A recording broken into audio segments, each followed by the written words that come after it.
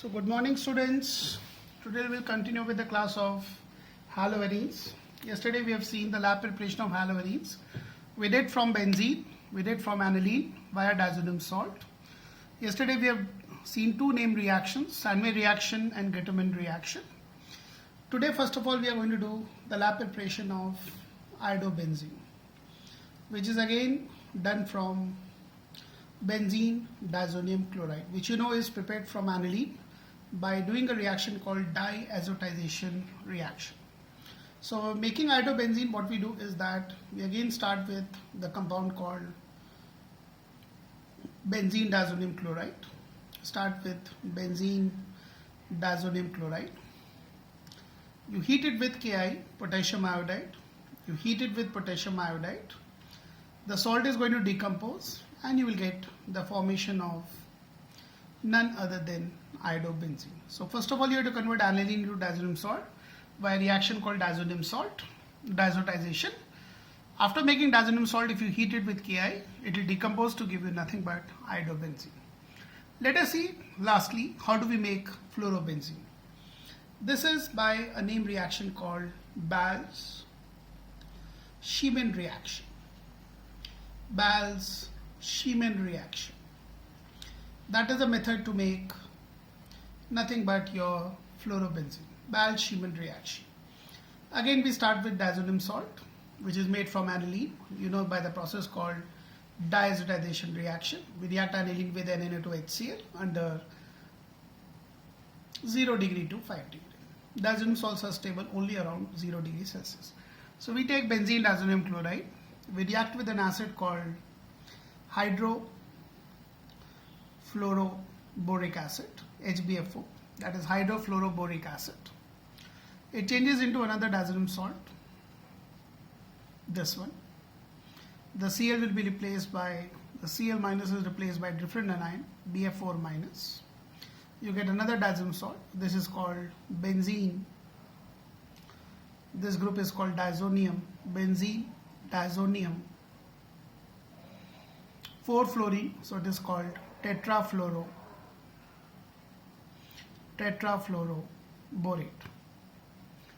And we are going to heat this salt. This is going to decompose to give you none other than your fluorobenzene. You will get the formation of fluorobenzene. Of course, the nitrogen gas is given out plus BF3. This is a named reaction called Bals-Schiemann reaction, though the name is not given in the NCERT, in which we convert diazonium salt, benzene diazonium chloride to fluorobenzene.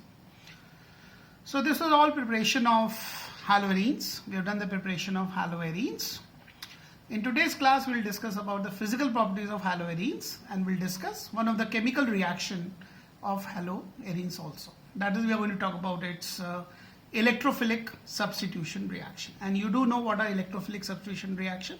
We'll be discussing halogenation, we'll be discussing nitration, we'll be discussing sulfonation and Friedel-Crafts reaction. These are the 4 electrophilic substitution reaction that is there we can do with aromatic compound.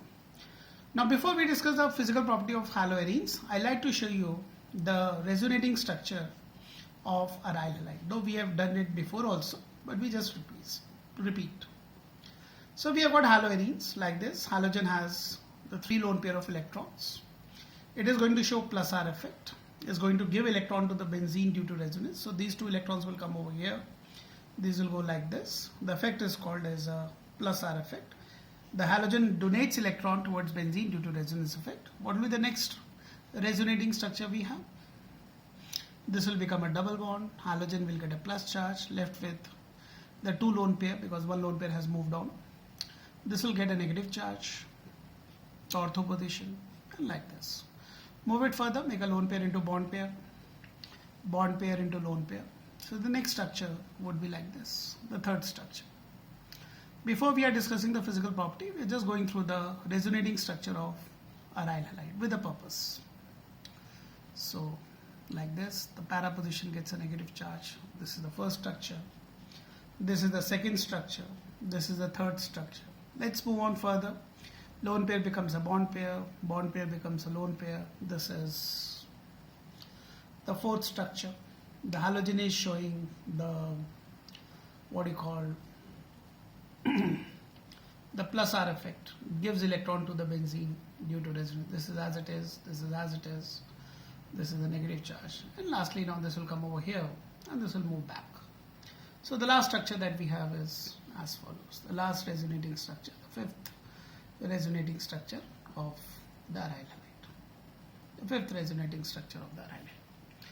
Now actual structure will be the average of all these structures. If you draw the average, which is going to be your resonance hybrid, it will look like this. All the bonds involved in the resonance will develop a partial double bond character. The halogen will get a small positive charge. The ortho position will become slightly negative. The para position also slightly become negative.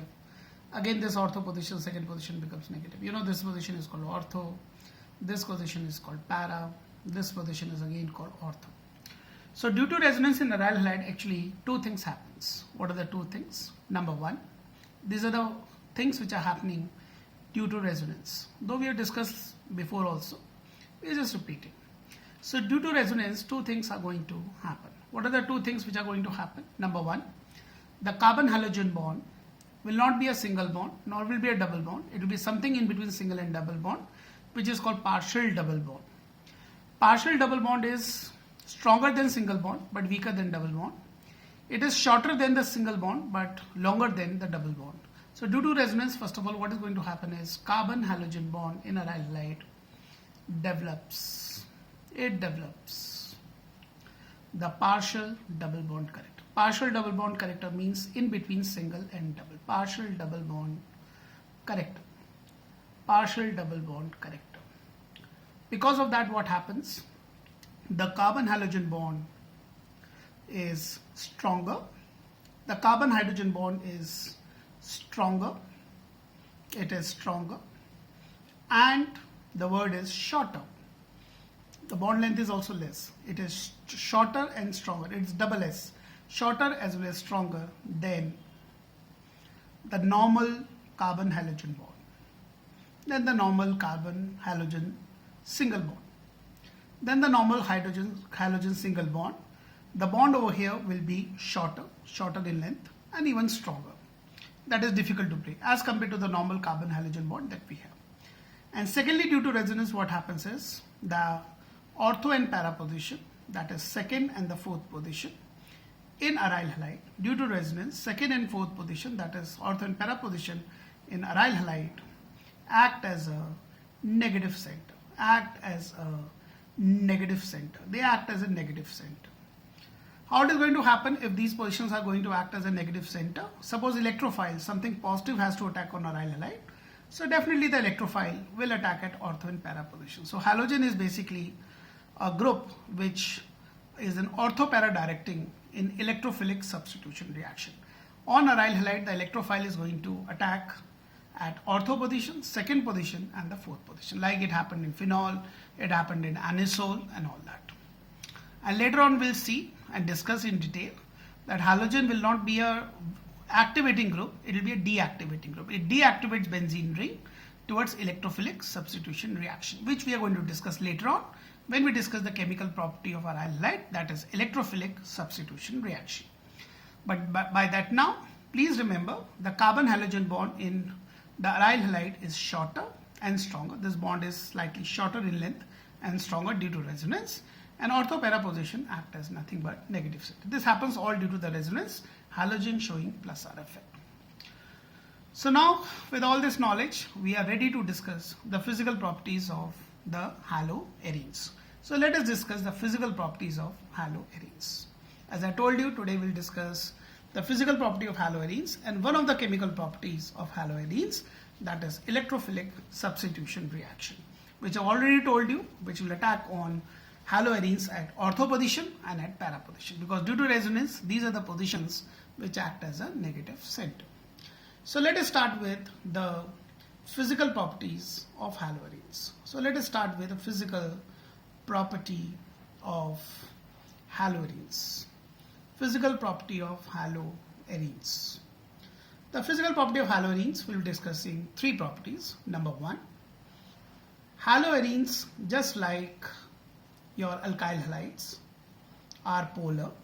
They are definitely polar. They have a polar carbon halogen bond. But still, they are insoluble. They are insoluble in water. They're insoluble in water. They're insoluble in water. They do not mix with water. They're insoluble in water.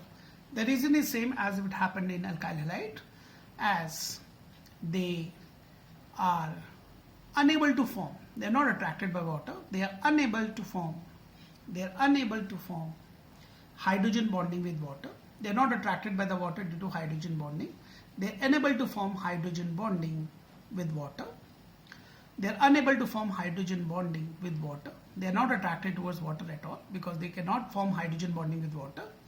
Nor they are able to break, nor they are able to break, nor they are able to break hydrogen bonding.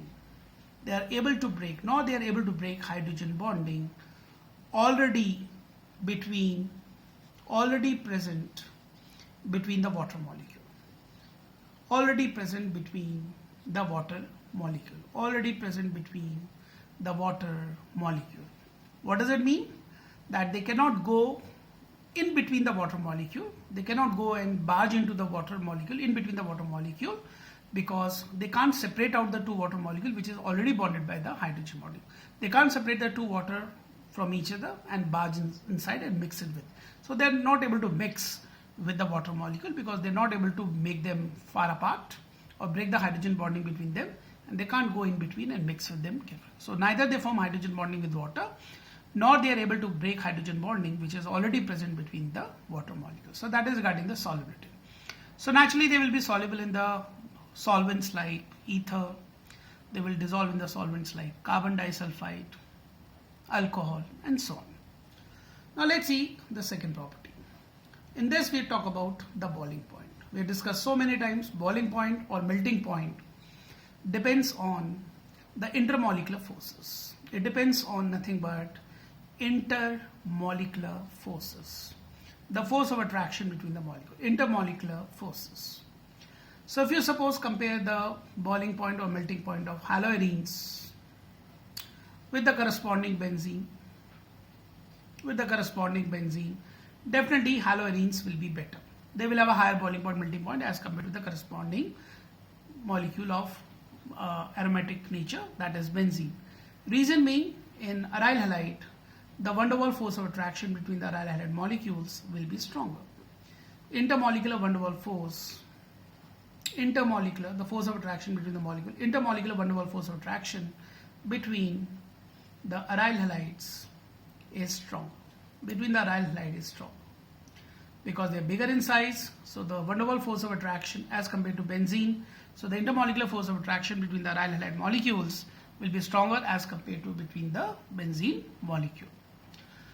Now let's go on further. Let's discuss a very interesting thing. Let's compare the melting point of these three molecules. Let's see out of the three molecules which will have the highest melting point. You know what is melting point? Melting point means converting solid into a liquid. In melting or in solids, when solid has to convert into a liquid, in solid there are two things we have to consider. Number one, intermolecular force of attraction, and also the packing of the molecule, because in solid state the molecules are very, very closely packed. So we are going to compare the melting point of these three isomers. You know, one of the isomers is called orthodichlorobenzene, other one is called metadichlorobenzene, and then we have got a paradichlorobenzene. We are going to compare their melting point. Now the melting point is going to be highest for paradichlorobenzene, comparable for meta and ortho, but para will have the highest melting point, quite different as compared to ortho and meta.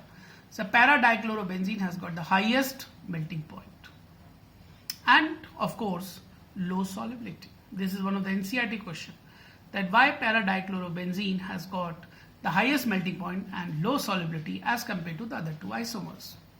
The reason is very simple. Paradichlorobenzene, as you can see, is a very symmetrical molecule. It has a lot of symmetry. Because it is a symmetrical molecule, so in the solid state, the molecules are very, very closely packed. The solid structure of paradichlorobenzene will be very, very compact and very, very stable. So the solid structure will not break easily of para-dichlorobenzene. And if the solid is not going to break easily, the melting point is going to be high, because what is melting? Breaking a solid into a liquid, separate out the molecules in the solid state and converting into liquid. And of course it will have low solubility because it's not going to mix with solvent. The solid is not going to break. So what is the reason? The reason is as follows. Para-dichlorobenzene is a very symmetrical molecule, It has a lot of symmetry. You can see it will be cut into two equal parts. It is a very symmetrical molecule. It's a very, very symmetrical molecule. So in the solid state, it's a very, very symmetrical molecule. So in the solid state, the molecules are very closely packed. The molecules are nothing but very, very closely packed. The molecules are very, very closely packed. And the para-dichlorobenzene, and it forms a very stable solid structure. Very stable solid, or we can say very stable lattice structure. So because the solid structure is very, very stable, the lattice, which is basically a solid structure, is very, very stable. So hence its melting point is going to be the highest and with a low solubility, because the molecules cannot separate out from each other in the solid state. So remember please that para-dichlorobenzene has got the highest melting point and the low solubility. This was the second property called boiling point and melting point. The third property I like to compare over here is I'm going to compare the polarity of the two molecules. I'm going to compare the polarity of chlorobenzene and with cyclohexyl chloride. Let me put it on the board. I want to compare who is going to be more polar. I'm going to compare the polarity of two molecules. I'm going to compare polarity of the chlorobenzene, and I'm going to compare the polarity of the compound called cyclohexyl chloride. Cyclohexyl chloride. I'm going to compare the polarity of cyclohexyl chloride and chlorobenzene. Who is going to be more polar? Who has got a higher dipole moment? Remember the symbol for dipole moment, mu. This stands for dipole moment. That is directly proportional to the polarity of the molecule. And what is the formula to calculate dipole moment? It is the magnitude of the charge, the positive and negative charge, equal positive and negative charge magnitude, into the distance between the positive and the negative, into the distance between the two charges. So we are going to compare out of these two molecules which has got more mu. Mu depends on two things: the magnitude of the charge, how much positive and negative charge is present, and secondly it depends is nothing but the distance. Now first of all, let's see the chlorobenzene. Now what is going to happen? The electrons will go towards chlorine, because definitely chlorine is more electronegative. But remember over here the carbon which is present has got a hybridization sp2. Over here the carbon which is present over here is having a hybridization of sp3. And remember, I've taught you so many times, sp2 and sp3 hybridized carbon, which is more electronegative. This carbon which is having sp2 hybridization is slightly more electronegative as compared to the carbon which is present over here, which is having sp3 hybrid. This carbon will be less electronegative. This carbon will be comparatively more electronegative if you compare these two carbon atoms with each other. Now since the carbon over here is more electronegative as compared to the carbon which is present over here, so with the result what is going to happen, the electronegativity difference between this carbon and chlorine will be less. What does it mean? Suppose the chlorine has a value of 3.5. This carbon has an electronegativity value of, let's say, 2.1. So naturally, what's the difference between the electronegativity value? 3.5 minus 2.1, that will be nothing but 1.4. And definitely this is more electronegative, so electrons are going to go towards chlorine. Over here also the electron will go towards chlorine, but over here the chlorine will have the value 3.5, same value. But over here the carbon will have the value of 2. It is slightly less electronegative. So over here what is the value? 1.5. Over here the value is nothing but 1.4. And if the difference is less, the charges that will be developed the magnitude will also be less. Over here there will be small negative. You know, small into small is smaller, and on this carbon it will be small plus, delta plus.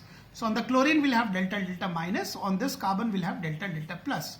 Why the magnitude of the charges are lesser? Because the electronegative difference between the carbon, which is having sp2, and the chlorine is less. Over here it will be having a small negative charge. This negative charge will be definitely bigger than this one, and the carbon over here will have a small positive charge, delta plus. But definitely this delta plus will be bigger as compared to the delta plus which is present over here. So out of these two bonds which are present over here, the charges are better in the case of cyclohexyl chloride. The magnitude of the charges which are present on carbon and chlorine is bigger in size. So this is bigger. If this is bigger, definitely mu is going to be bigger. Secondly, the thing is distance. We have just seen that in haloarenes, the carbon-chlorine bond will be shorter because it has a partial double bond character due to resonance. So if the bond is shorter, if the distance is less between the plus and minus charge, definitely the mu will be less. So in all probability, chlorobenzene will be less polar as compared to cyclohexyl chloride. Less polar means the charges will be less. Over here the charges are going to be more. So we say that chlorobenzene is less polar as compared to cyclohexyl chloride. Now let's write on the reason that chlorobenzene, remember what is less polarity means? The amount of negative charge over here and the amount of positive charge present over here will be lesser. The mu will be lesser. So the chlorobenzene is less polar. Obviously in comparison to cyclohexyl chloride. We are comparing it with cyclohexyl chloride, is less polar. Less polar means less mu. What is the reason? The reason is number one, the charge is less. We say the electronegativity difference.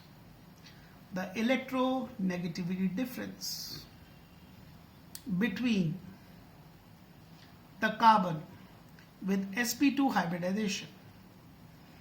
Over here the carbon which is present has a sp2 hybridization. The electronegative difference between the carbon with sp2 hybridization and the halogen, which in this case is chlorine, is less. And why over here the electronegative difference is less? As the carbon with sp2 hybridization is more electronegative. It is more electronegative. It is more electronegative. It is more electronegative than the carbon with sp3 hybridization. The carbon with sp3 hybridization. Why? Because of higher S character. You know that S character in sp2 is 33%, and in the case of sp3 the S character is just 25%. If it is triple bond sp hybridization, the S character would be even higher, 50%. That carbon is even more electronegative than the carbon with sp2 hybridized. That we've discussed so many times. Secondly, the carbon halogen bond in chlorobenzene, or carbon chlorine bond we can say. Carbon chlorine bond in chlorobenzene is shorter due to resonance, as we discussed beforehand also. As due to resonance, the carbon halogen bond has partial double bond character. Due to resonance, the carbon halogen bond has nothing but partial double bond character. So what happens is, in the case of haloarenes, the charge is less, even distance is less between the plus and minus charge. Since both things are lesser, the mu is going to be lesser. So remember, chlorobenzene is less polar as compared to cyclohexyl chloride, or the magnitude of negative and positive charge present on chlorine and carbon respectively in chlorobenzene, the magnitude is lesser. It is delta minus, small into small is smaller, small plus, this is small negative, small plus. These values will be more than the values which are present over here. So this was the important discussion about the polarity of chlorobenzene and cyclohexyl chloride. So with this, we finish all the physical properties of haloarenes regarding the water solubility, regarding the melting point, and regarding nothing but the polarity of chlorobenzene and cyclohexyl chloride. Now we are just going to have a starting of the chemical properties of haloarenes. There are two properties of haloarenes we are going to discuss. Number one is your electrophilic substitution reaction of haloarenes, Electrophilic substitution reaction, so many times I've told you, I will be discussing 4 reactions. Number 1, halogenation. Number 2, nitration. Number 3, sulfonation. And number 4, nothing but your Friedel-Crafts reaction. So we are starting with the chemical properties of haloarenes. Chemical properties of haloarenes. Chemical property of haloarenes. And today we'll just make a starting of nothing but electrophilic substitution reaction. We are going to discuss haloarenes electrophilic substitution reaction.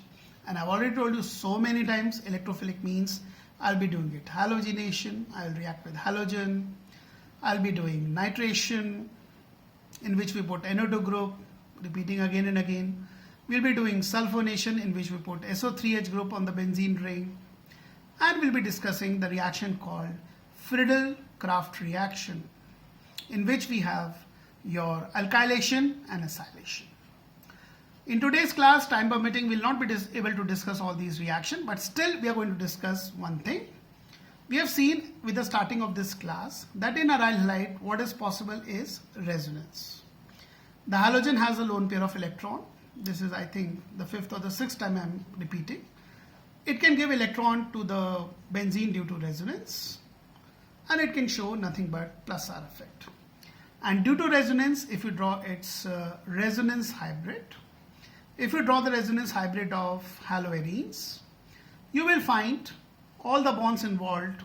I have got partial double bond character, repeated so many times. Partial double bond means stronger than single bond, weaker than double bond, longer than double bond but shorter than single bond. And next, ortho para position act as a negative center. Since ortho and para position due to resonance act as a negative center, so electrophile is going to attack either at the ortho position or at the para position. Ortho position or the para position. So halogen is an ortho para directing group in electrophilic substitution reaction. So we have got time to write that due to resonance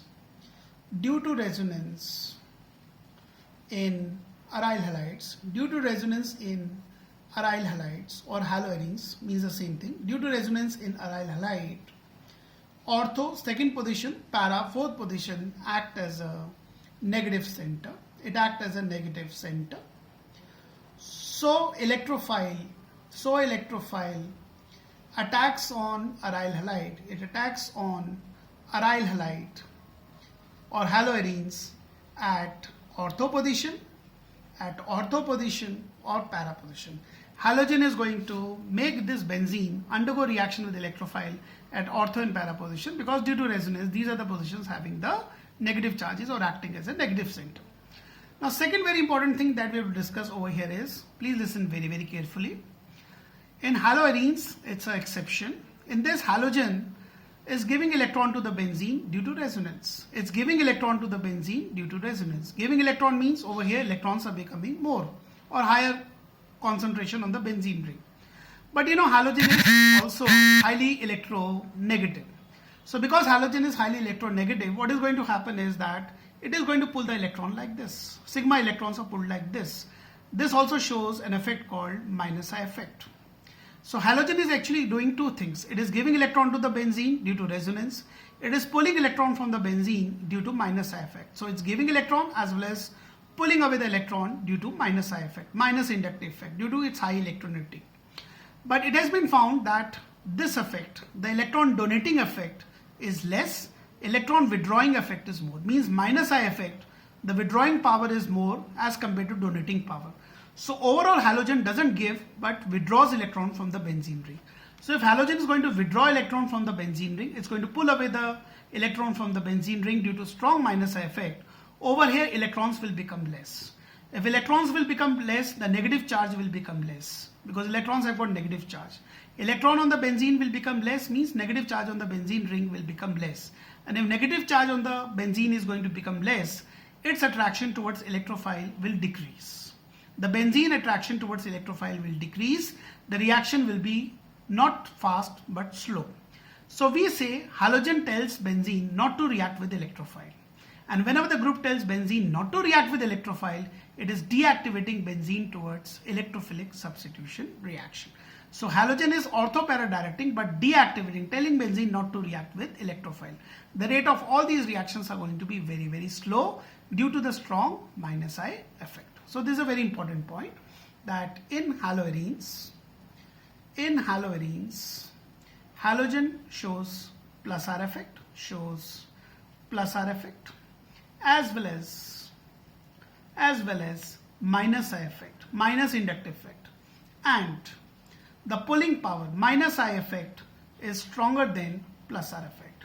The withdrawing power is stronger than the donating effect. So halogen overall, net overall, does what? Pulls away, withdraw electron from the benzene ring. It's going to pull away the electron from the benzene ring. Withdraw electron from the benzene ring. Electron are withdrawn from the benzene ring. And hence deactivate benzene ring. It deactivates the benzene ring towards electrophilic substitution reaction. It deactivates benzene ring towards electrophilic substitution reaction. So halogen is deactivating benzene ring towards electrophilic substitution reaction due to the strong minus I effect. Meaning by haloarenes, if you subject to all these four reactions, the rate of the reaction is going to be very, very less, and the attack is going to be but at ortho and para position. So it's one of the important NCERT question, that in haloarenes the electrophile attacks at ortho and para position, but the benzene ring is deactivated towards electrophilic substitution reaction. So we'll continue the rest of the chemical property in the next class. That's for today's class. Thank you. Have a nice day. Thank you.